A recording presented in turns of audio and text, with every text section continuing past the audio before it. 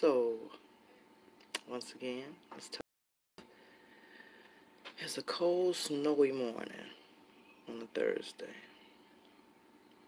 So, we're going to get real with this one now. I have here with me my book that I wrote about 5 or 6 years ago. When I first wrote it, it came out years after I had wrote it, and someone helped me to edit it and everything. But I'm saying all that to say this.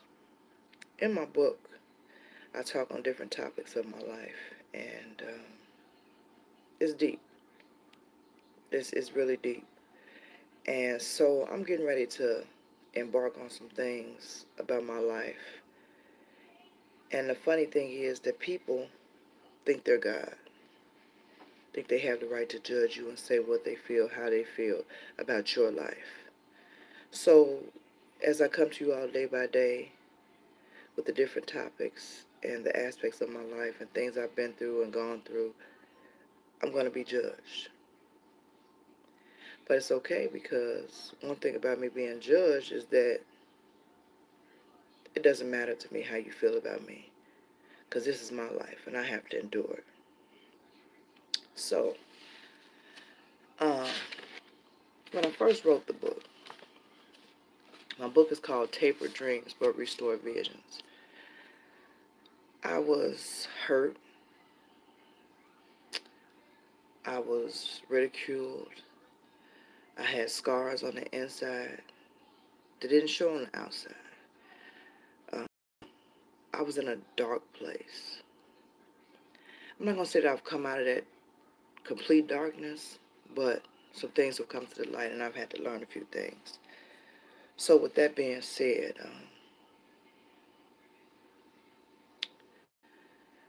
I'm going to talk, one of my topics in my book um, is I described each one of my children. And I'm going to tell you, sometimes when you have kids and you deal with different personalities. And what we don't realize is not only does that child have our gene pool, it has the father's gene pool. And I'm learning that we need to be investigators now when we come into these relationships. Because some of our kids can not only be damaged by our gene pool, but the other side. And if you don't know the other side, you sit and wondering, why does my child act like this? Or why does my child do this? Or what characteristics does my child have? And you evaluate your side of the family. Well, it can be a hurtful thing sometimes when you come into that gene pool aspect of your children and realize, damn, it's some stuff that I should have paid attention to. It's some questions I should have asked. It's some things that I may have seen, but let it go.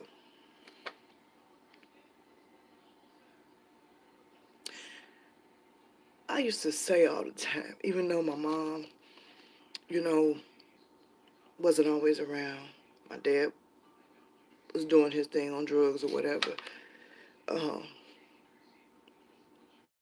Mama never said there'd be days like this. And it hurts because when people say they love you and they try to hurt you, it doubts every aspect of faith that you thought you had in your life. I had children for the love aspect because I thought that the more children I had, the more love I had. Because I didn't have people in life when I was growing up. My mom had left my dad because my dad was on drugs, and then my mom later left us. And I'll talk about that as we move on more in my videos and my journey. See, this video may not be for you, but it's for somebody else. So don't defy my character or try to call it weak or whatever the case may be, because it's not for you. It's for somebody else. So we get down to the real question of the day. Love. And where does that word fall into category when you come to the people in your space, the people in your area, people that you wake up to every morning. When I had children, I never knew that I would have a lot. I did want them, but when I was growing up, I took care of everybody else's kids. You know what I'm saying? So it was never the thing that I just woke up with a magic number. But once I started having them, the love that I got from those babies, holding those babies, curling those babies. But then when them monsters come to be a certain age, and this is my thing, and this is what my weakness is finna come in at. I hurt like you hurt. I cry like you cry. I live like everybody else lives, but I'm human. Most days I wonder who's there for me and who's my strength when I'm everybody else's strength. And it's crazy because my oldest son is going to be 24 years old. So for 24 years I have raised over 20-something children, 10 of mine. I've had foster kids. I've had kids that just stayed there. I have all kind of kids that have been in my life. And I was hurt most by mine. And as I see what my kids do and what's happening in my life, I understand my mom's pain sometimes, or the pain of a mother. Not all the way, but I'm learning. But I also know that as a parent, you make choices and decisions yourself. So, my hurt comes in when each child has another parent. And it's so easy for the other parent to get up and walk away. Why? I've tried that. I've tried to walk away. I've tried to pretend that I'm not hurt. I've tried to ignore some stuff. Doesn't always work. So the heart can be very cruel. It can be stone. It can be frozen. And it can be love.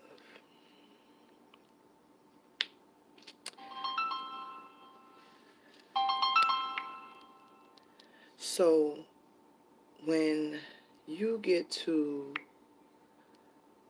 a point where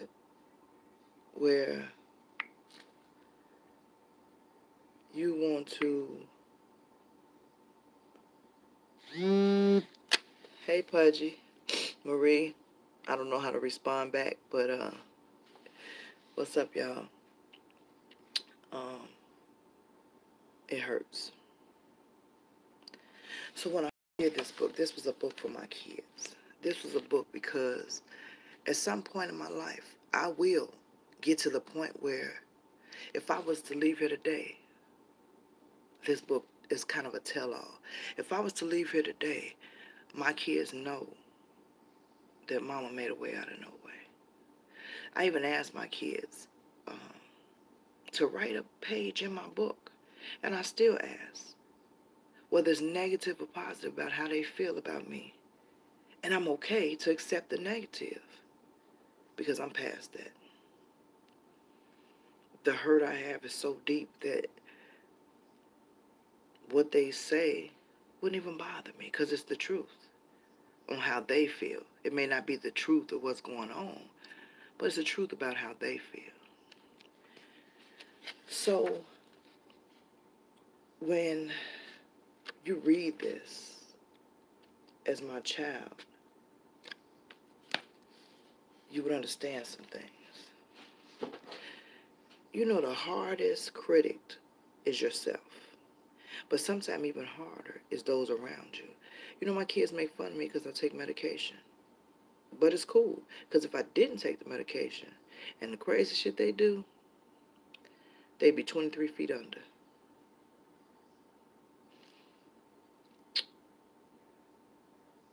You know, when you have children, you have to think of the cycle from your parents and their parents and their parents' parents, if you've been able to know that cycle and that journey that your parents went through, their parents went through, their parents went through. God bless, I had a great grandmother who lived to be 103 years old. So I was able to know a little bit and learn a lot. Know and learning is two different things. I got to know some things from her past, and I got to learn some things as I grew up as a child. Everybody not gonna like you, even your family. Everybody not gonna love you.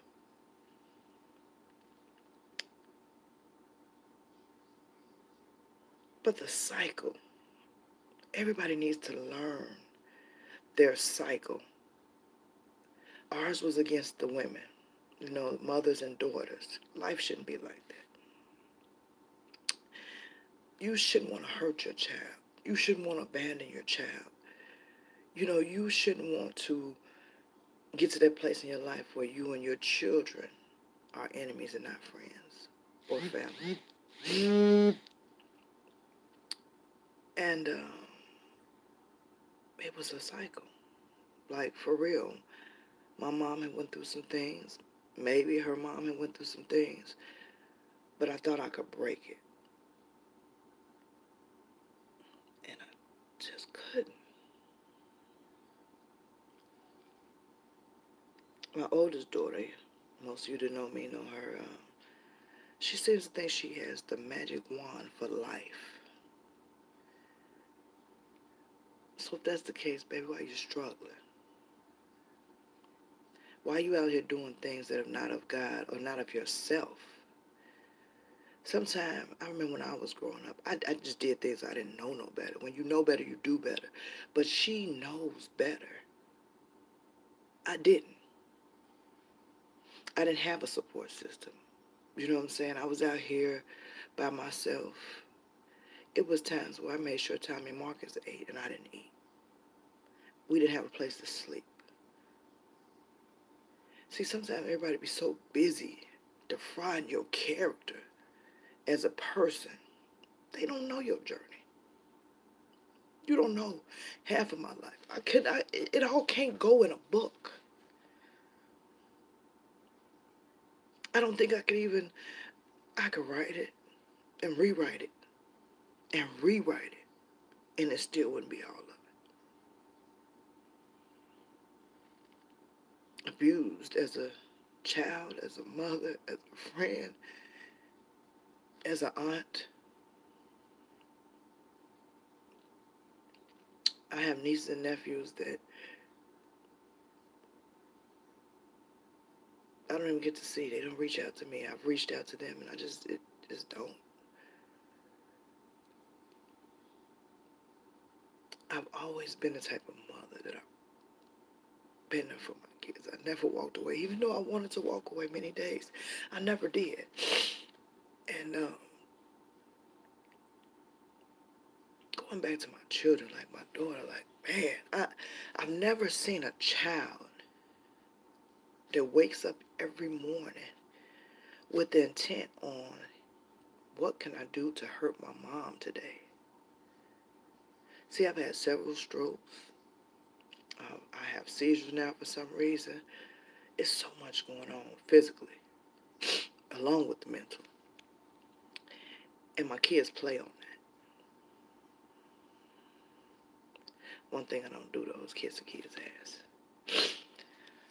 See, even me going through what I went through with my mom, you have to either accept this. The person's going to apologize, and you move on. The person won't apologize, but they apologize through other aspects of life, and you accept that, or you let the person walk away. At one point, I went almost 12 years without talking to my mom. And at first, because my heart was bitter, I was okay with it. I've made amends with her so many times. Because at some point in your life, you have to humble yourself and ask, is this what I want? I used to cry on Mother's Day because my pastor would say, for those of you that lost a mother, come up to the pulpit and we're going to pray. And I would come to the pulpit because I lost her in the mental, not in the physical realm, but in the mental realm. And it was a hurtful feeling not be able to pick up that phone and call my mom. I've had replacements, but that's not the same thing. Because those replacements belong to somebody else's, you know. But as I talk to you all, and you'll find some things out. You know, the one thing with my daughter is another thing is with other people in your kids' ears. And it's, you know, if Noli's father was to ever watch this video, he'd be laughing and smiling and crying. And not crying, but laughing and smiling because he would feel like I'm weak and he's preying on my downfall. Ever since I can remember, that man talks bad about me. Uh, he does everything he can in his power. Even at one point, Noli ran away to be with him, and he let his wife dictate his relationship with his daughter. And that didn't come out too well. But he wanted to prove he was the better parent. Sometimes as a parent, especially the male aspect, you should be able to come to your daughter and say, you know what, I did this in my lifetime, but I don't do this no more. These kind of men you need to look out for. I've sat and talked to my daughter about my life. Some of it, not all of it, because I've learned and I was told that sometimes your kids can't accept the level that you're on to give to them because they're not at that level yet. But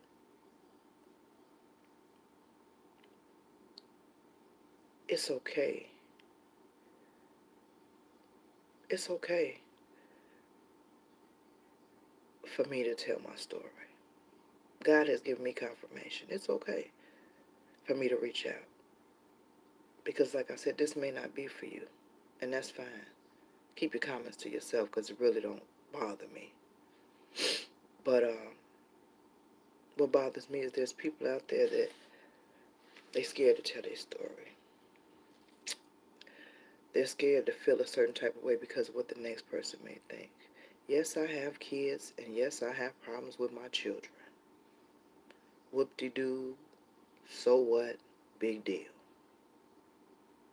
Like I said, who cares anymore what people think?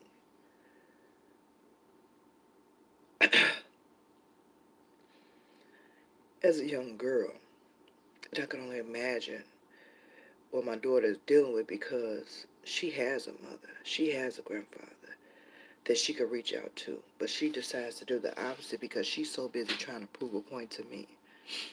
Baby, only point you're proving is that you out here struggling and you hurting behind it. Because not to be funny, but while some of y'all are looking and ridiculing me, I have my own everything. And some of you that judge me don't have shit. My house is in my name. My cars are in my name. I get up and go to work every day. I pay the cost to be my boss. That's why I'm not with a lot of my fathers. That's the baby daddies. Because I choose not to keep being beat up in my relationships. Talked about members. You know, some of my relationships, the parent, their parent, or other people in their life want to be the dictator. I don't live in a dictatorship. Not at all. You can't dictate my life. I have a father and a mother. So being in relationships where their family has been their dictatorship all their life, your ass need to grow the fuck up. You won't dictate my life. And that's one of the reasons why I'm not with my last two baby daddies. You can't tell me what to do in my relationship with your son, and you don't have a pot to piss in or a window to throw it out of.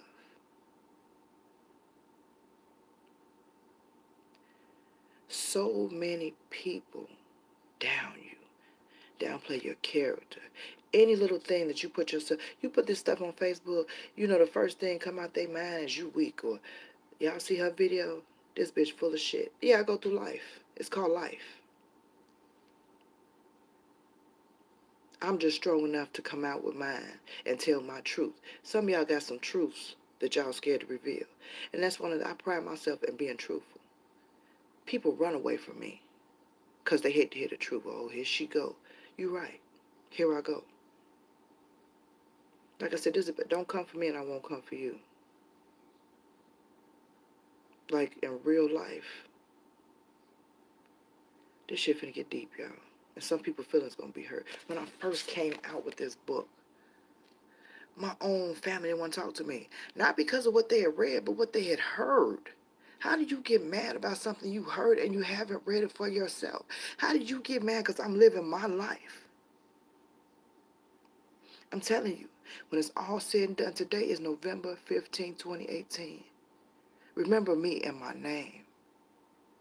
Because it's coming. I'm coming. I'm finna help some people. And everybody that doubted me, even my kids, that seemed just to try to make me as a picking prod, you're gonna regret it. You may not regret it physically, but in your mental, it's gonna be like, damn, this bitch said she was coming. I'm involved. It's cool. You don't have to like what I say or do. You don't have to like where I'm coming from. You can scroll past me. It's fine. I'm okay with all of that. So, next time we're going to get deep into each topic that is in my book and what's more to come.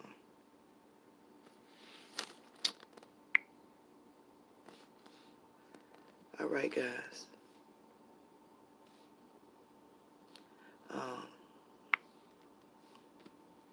Talk to you soon.